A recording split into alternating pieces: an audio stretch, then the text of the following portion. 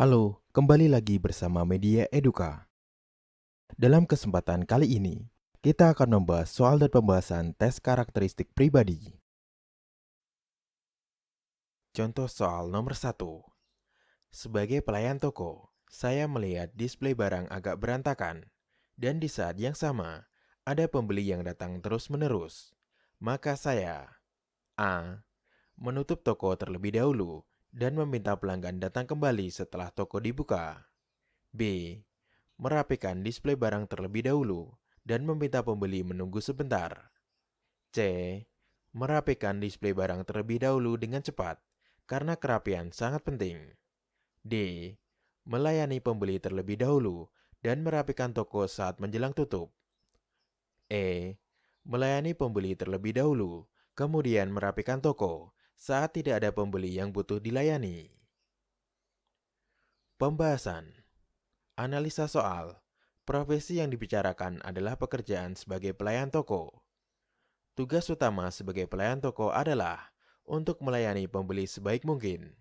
Sehingga, orientasi pada pelayanan harus diutamakan, mengalahkan tugas lain yang mengikuti tugas pelayan toko, seperti tugas untuk merapikan display barang. Tugas tersebut dapat dilakukan pada saat tidak ada pembeli yang perlu dilayani, sehingga tidak harus menunggu waktu toko tutup. Poin 5 ada pada pilihan E. Poin 4 ada pada pilihan D. Poin 3 ada pada pilihan C. Poin 2 ada pada pilihan B. Dan poin 1 ada pada pilihan A. Jadi, jawaban yang tepat adalah E. Melayani pembeli terlebih dahulu, kemudian merapikan toko saat tidak ada pembeli yang butuh dilayani.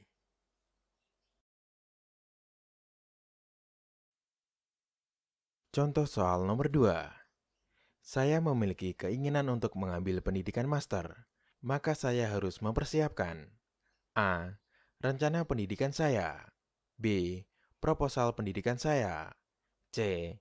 Universitas tujuan saya. D. Buku dan kurikulum yang saya gunakan. E. Biaya pendidikan saya. Pembahasan. Analisa soal. Mempertanyakan hal singkat tentang persiapan pendidikan master dengan pilihan jawabannya terlihat sama baik dan sama pentingnya untuk persiapan pendidikan master. Kemampuan yang diuji adalah untuk melihat sesuatu dari sudut pandang yang lebih luas. Berdasarkan pilihan yang ada, rencana pendidikan merupakan pilihan jawaban yang memiliki sudut pandang yang luas. Karena rencana pendidikan secara otomatis sudah mencakup seluruh hal, termasuk proposal, universitas tujuan, dan biaya. Poin 5 ada pada pilihan A. Poin 4 ada pada pilihan C. Poin 3 ada pada pilihan B. Poin 2 ada pada pilihan E. Dan poin 1 ada pada pilihan D. Jadi, jawaban yang tepat adalah A. Rencana pendidikan saya.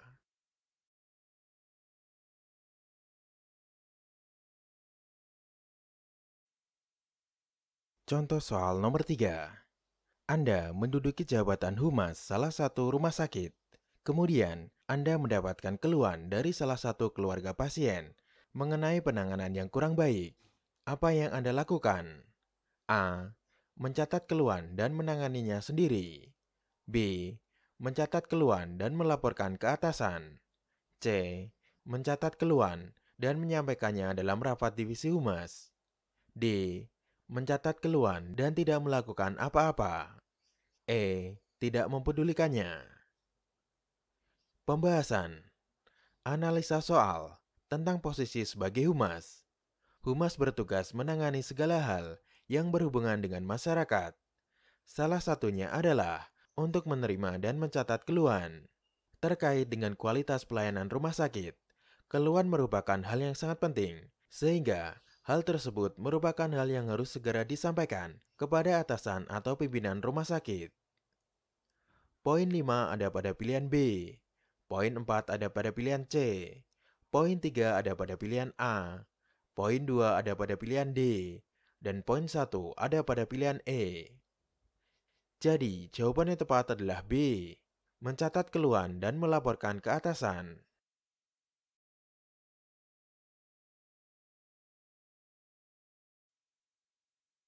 Contoh soal nomor 4.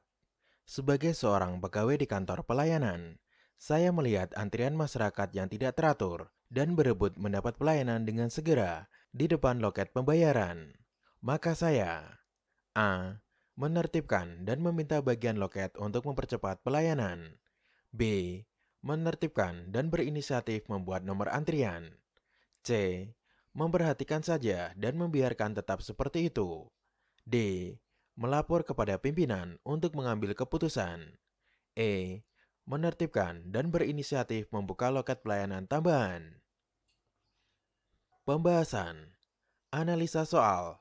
Ketika berhadapan pada sebuah kondisi tidak teratur atau keributan, hal pertama yang harus dilakukan adalah dengan menertibkannya. Selanjutnya, mencari solusi untuk mempercepat pelayanan dengan mempertimbangkan kondisi fisik petugas dan standar yang tidak memungkinkan untuk mempercepat pelayanan. Maka, membuka loket pelayanan tambahan dapat menjadi solusi terbaik untuk mempercepat pelayanan. Poin 5 ada pada pilihan E. Poin 4 ada pada pilihan A. Poin 3 ada pada pilihan B. Poin 2 ada pada pilihan D. Dan poin 1 ada pada pilihan C. Jadi, jawaban yang tepat adalah E. Menertibkan dan berinisiatif membuka loket pelayanan tambahan.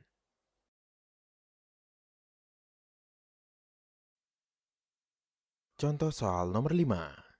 Menurut saya, cara terbaik untuk meningkatkan keuntungan penjualan produk dari perusahaan saya adalah A. Menurunkan harga jual produk. B. Memperluas jaringan pemasaran. C. Melakukan efisiensi gaji karyawan. D. Memperbanyak jenis produk. E. Mencari bahan baku lebih murah. Pembahasan. Analisa soal. Bagaimana upaya atau cara terbaik untuk meningkatkan keuntungan penjualan produk? Dalam arti produk sudah ada dan hanya diperlukan peningkatan penjualan.